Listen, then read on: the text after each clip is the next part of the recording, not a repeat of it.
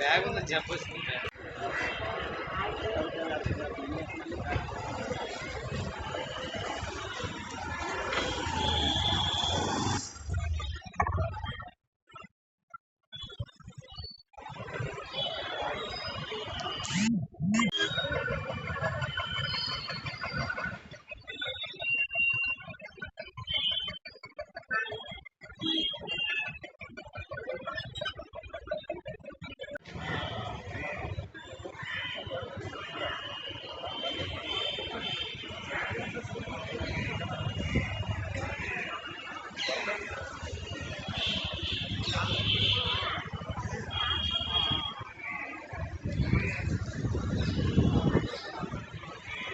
Bomb squad ఏ విధంగా జరిగిందండి?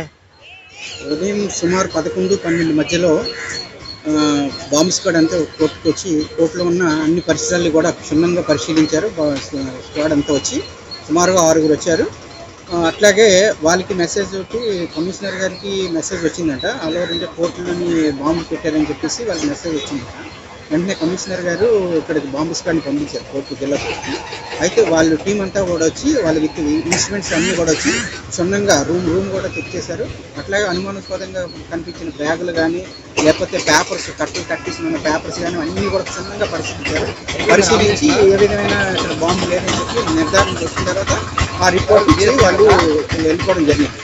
ఆ విధంగా జిల్లా కోర్టులో బాంబులు పెట్టే ప్రజలందరినీ కూడా భయభ్రాంతులు గురి చేయడానికి ఇది ఎవరైతే చూస్తున్నారో వాళ్ళని తక్షణమే పట్టుకోవాలని చెప్పేసి కమిషనర్ గారిని అలా అందరినీ కూడా ఎవరికి ఇన్ఫర్మేషన్ ఉన్నా కూడా తెలియపరచవలసిందిగా కూడా ప్రజలందరూ కూడా తెలియపరుస్తారు.